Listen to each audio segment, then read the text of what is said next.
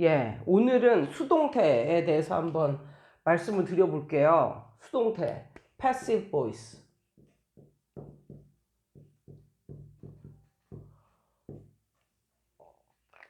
예, 어떻게 하다 보니까 제 유튜브 구독자들이 다 이제 뭐 학원 운영하는 법, 뭐 이런 거가 조회수가 많이 나오더라고요. 그래가지고 내가 영어 선생인데, 예, 20년 넘게 가르친 영어 전공하고 뭐 다 한 영어 선생인데, 사실은 이런 걸 가르치고 싶었는데, 몇 개 올린 거를 예, 좋아해 주신 분도 있었지만, 그렇게 조회수가 쭉쭉 안 나오더라고요. 그래가지고 난 이게 아닌가 보다, 뭐 이렇게 생각을 했는데, 그래도, 예, 제가 영어 또 선생이다 보니까 이거에 대한 어떤 뭐 깊은 이해라고 할까? 이거에 대해서 살짝 말씀드릴게요. 수동태 하면은 선생님들이 뭐에만 집중하냐면 이게 비동사 플러스 PP다. 그래가지고 목적어는 앞으로 가고 그 다음에 비동사 플러스 PP, 그 다음에 by 다음에 주어는 뒤로 가서 by 다음에 목적격으로 나온다. 이거에만 엄청나게 이거를 갖다가 강조를 하고 또 시험에도 그렇게 나오니까 예, 수동태 그러면 주어 비동사 플러스 PP, 뭐 조동사의 수동태 주어 조동사 플러스 비동사 플러스 PP, 뭐 이런 식으로, 그러니까 이런 식으로 가르치다 보니까 나중에는 이 수동태에 대한 이해가 정말 부족해서 오늘 같은 경우는 이 수동태를 어떻게 만드는지 이게 아니라 수동태가 어느 때 쓰이는지에 대해서 말씀을 드릴게요. 일단 우리나라 말은요, 우리나라 말에서 수동태와 능동태가 의 비중이 한 1대 9 정도 될까요? 1대 9나 2대 8? 그 정도밖에 안 됩니다. 우리나라는 전적으로 능동태 위주의 말을 굉장히 많이 씁니다. 그런데 이렇게 보면 할아버지 할머니나 뭐 그런 60대 이상 분들이 말씀하시는 거랑 10대, 20대랑 말하는 걸 이렇게 들어보면요. 10대, 20대가 수동태의 그런 한국말을 더 훨씬 많이 씁니다. 보통 할아버지 할머니들은 거의 수동태를 쓰질 않아요. 우리나라 말 자체가 좀 그래 왔거든요. 그런데 영어의 영향을 많이 받은 거지. 예, 영어의 영향을 진짜 많이 받았어요. 그래서 10대, 20대들이 말하는 거 보면 수동태를 많이 씁니다. 우리나라 말 자체를 가지고도. 예, 아무튼 우리나라 말은 원래는 거의 다 능동태로 쓰이는 게 굉장히 많았어요. 그런데 이제 요즘에는 영어의 영향을 받아서. 근데 영어는 어떠냐? 영어는 거의 뭐 5대5? 아니면 한 6대4 정도? 앞에가 능동태입니다. 예. 그러니까 수동태가 꽤 많은 거예요, 영어는. 수동태가. 그런데 그러면 수동태를 언제 쓰느냐? 이거 만드는 방법은 너무 이제 애들이 주입식으로 이제 많이 배워가지고 오히려 언제 쓰느냐를 모르는데, 오늘은 수동태를 언제 쓰는가에 대해서만 말씀을 드릴게요. 언제 쓰냐면, 보통 어떤 역사적 사실이나 이런 것을 말할 때, 누구에 의해서 했는지는 중요하지 않고, 그 역사적 사실이 중요할 때, 예. 역사적인 사실만 중요할 때 우리는 수동태를 씁니다. 그러니까 이런 거죠. This house was built 500 years ago. 뭐 이런 식이죠.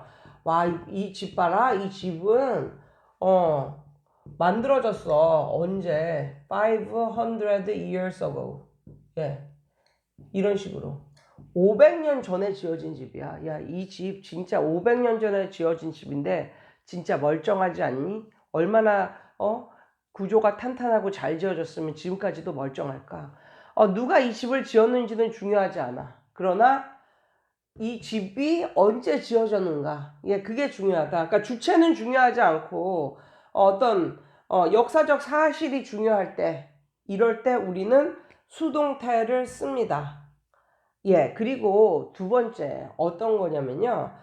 두 번째를 사람들이 많이 간과하는데, 우리가 영작을 한다고 했을 때 우리나라 말을 그대로 영어로 바꿔서 하는 게 영작이 아니라 영작을 하기 위해서는 우리의 이런 뭐 사고 방식이라든가 문화 그런 것까지 영어로 바뀌어져야 되는 거예요. 근데 예를 들어 봅시다. 어떤 사람이 뭐 자서전 같은 걸 썼어요. 그러면 뭐 나는 1980 몇 년에 뭐 어디에서 태어났고 뭐 이런 식으로 뭐 엄마가 뭐 돌아가셔가지고 뭐 할머니가 나를 키웠고 뭐 그다음에 뭐 몇 살에 뭐 초등학교를 들어왔고 뭐 이런 식의 말을 영어로 쓴다고 생각을 해봅시다. 우리나라 말은요.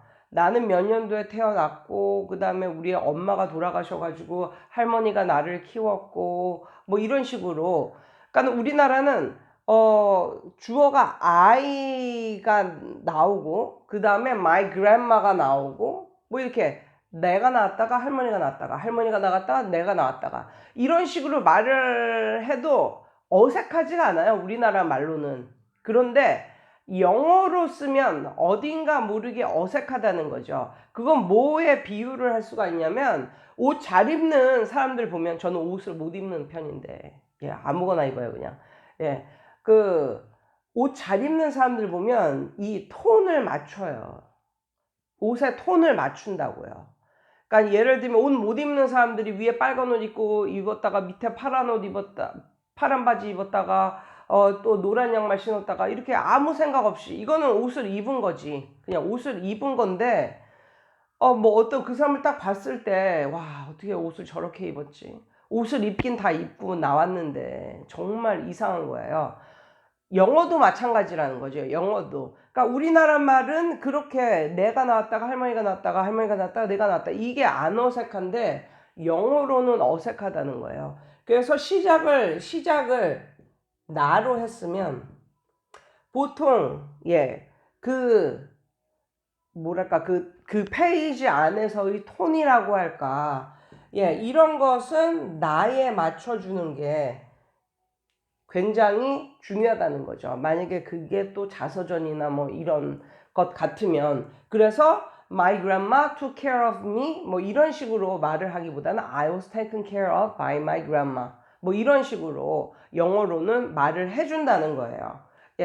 그런데 이 점을 사람들이 많이 놓치고 있더라 라는 것을 말씀드리고 싶고 세 번째 어쩔 수 없이 수동태의 형태로 쓰는 경우가 있죠. 예를 들어서 교수님이 내가 쓴 리포트를 뭐 점검을 해 본다고 했을 때 내가 쓴 리포트의 주체는 누굽니까? 내가 아니라 리포트예요. 리포트. 내가 교수님에게 제출한 리포트란 말이에요. 그러면 주체는 그 리포트가 되니까 그런 사물이 주체가 되었을 때 사물이 주체가 되었을 때 사물이나 동물이 주체가 되었을 때 수동태의 형태로 써야 되지 않을까요?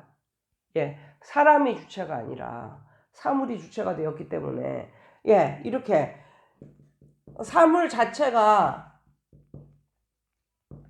주체가 됐을 때 우리는 수동태로 쓴다. 그 다음에 우리가 간과하는 게 뭐냐면 이게 가장 중요한 건데 그 idiomatic expression 뭐 수거라고 할 수도 있고 뭐 수거 우리가 수거라고 불리우는 게 있는데 예를 들면 수거는 아무 이유 없어요. 그냥 영어로 그렇게 훨씬 더 많이 쓰니까 우리는 그것을 도입해서 쓰는 사람 입장으로서 걔네의 말의 방식을 따라야 되기 때문에 무조건 외우는 거죠.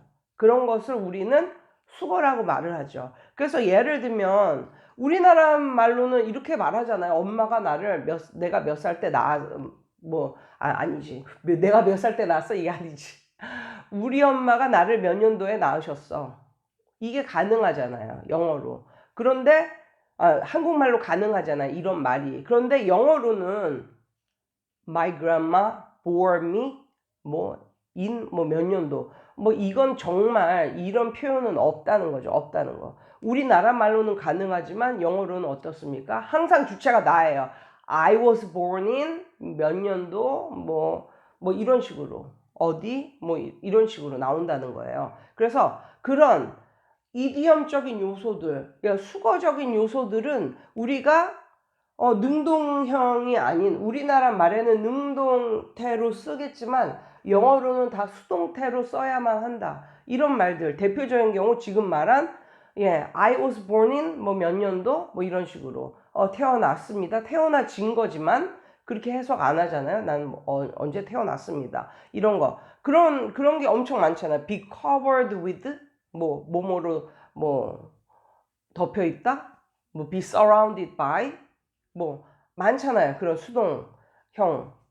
수동태는. 그리고 결혼을 했다라는 말도 I married 뭐 누구누구 뭐 이렇게 사용하기보다는 어떻습니까? be married to 형태를 더 많이 사용을 하지요. 이렇게 우리나라 말로는 능동태도 많이 쓰이는데 영어로는 그런 형태는 능동태에서는 거의 찾아볼 수가 없고 수동태로만 수거적인 표현으로만 계속 쓰는 것들이 있단 말이죠. 그래서 보통 너무 뭐 그냥 수동태로 바꾸는 방법 막 이래가지고 뭐 사형식은 수동태를 또 2개로 바꿀 수 있고 뭐 5형식은 착각하면 안 돼. 5형식은 이건 1개로밖에 못 바꿔. 뭐 이런 식으로 엄청나게 선생님들이 열변을 토하다 보니까 도대체 수동태를 왜 써야 되는가 이걸 몰라가지고 나중에 대학 가가지고 뭐 영작을 하거나 작문을 하거나 할 때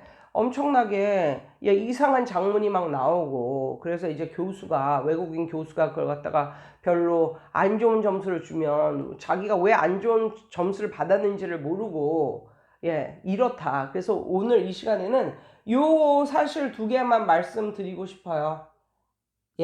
누구에 의해서 보다는 그 역사적 사실 그 자체, 행위 자체 아니면 역사적 사실 자체가 중요할 때 우리는 수동태를 쓴다. 그리고 어떠한 뭐 자서전을 쓴다든가 이렇게 했을 때 시점 자체가 내가 주가 되는 시점일 때 시점이 내가 됐다가 딴 사람이 됐다가 딴 사람이 됐다가 내가 됐다가 이게 아니라 그때는 시점을 통일해 주느라고 수동태를 쓴다. 그리고 사물 자체가 주체가 될 때, 사람이 아닌 사물 자체가 주체가 될 때 수동태를 쓴다. 그 다음에 4번째, 2번째와 4번째가 사람들이 간과하는 건데 우리나라 말에는 능동형이 있지만 영어로는 능동형으로 안 쓴다. 그냥 이것은 수거적인 개념으로 그냥 이런 것들은 그냥 외워두셔야 돼요. 그래서 이런 표현은 다 수동태 형식으로 쓴다. 그 정도로 제가 알려드리겠습니다. 이상이에요. 오늘도 좋은 하루 되세요.